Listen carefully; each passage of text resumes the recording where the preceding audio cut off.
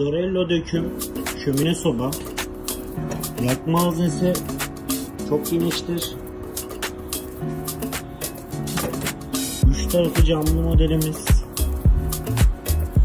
Yandan beslemeli. Şömine ölçülerimiz 48'e 75'tir. Kül yeri alttadır.